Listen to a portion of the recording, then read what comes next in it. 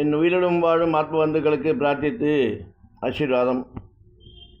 சிலவற்றை மறைக்க வேண்டும், சிலவற்றை மறுக்க வேண்டும், சிலவற்றை மாற்ற வேண்டும், சிலவற்றை மறந்து நிற்க வேண்டும். மறைக்க வேணும்னா மொத்தம் தப்பறை செய்கிறான்றது தெரியுது, அதனால் அவள் உயிர் போகும், அவளுடைய கௌரவங்கள் பாதிக்கப்படும்னா சொல்வா. நல்லதை காப்பாற்றணுன்னா சில அதர்மங்க வழியில் போய் தர்மத்தை நிலைநாட்டுன்றதுக்கு சாஸ்திரத்தில் இடம் இருக்குது. அது எப்போதுமே பயன்படுத்தக்கூடாது. எப்போதுமே நல்லது பண்ணுற ஒரு முறை தெரியாமல் செய்த தவற்றிற்காக கண்ணால் பார்த்தா காலால் மறைன்றது. சிலதை மறுக்க வேண்டும்.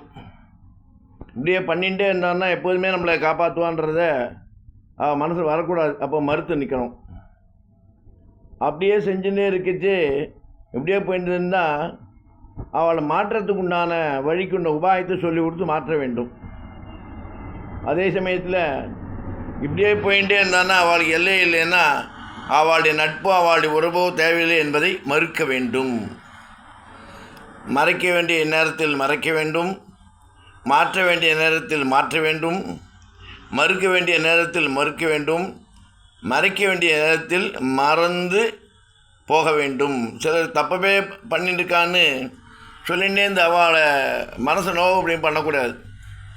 ஏதோ சமயத்தில் தெரியாமல் பண்ணியிருக்கலாம், தெரிஞ்சும் பண்ணியிருக்கலாம். மனிதனாலே தவறு செய்வது இயல்பு. அதை மாற்றிக்கிறதுக்கு அவளுக்கு ஒரு வாய்ப்பை இறைவன் கொடுப்பான். அப்படிச்சு அதே நினச்சி அவள் புண்பற்றி பேசாமல் நம்மளை மாற்றிக்கணும்.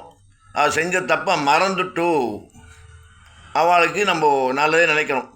மனிதனாக பிறந்த எவ்வளோ பேர் எவ்வளோ தப்பு பண்ணுறான். அது தெய்வம் நினச்சி நம்மளை தண்டிக்கிறதா? சான்ஸ் கொடுக்கறது. Opportunity is giving by the God to correct your self.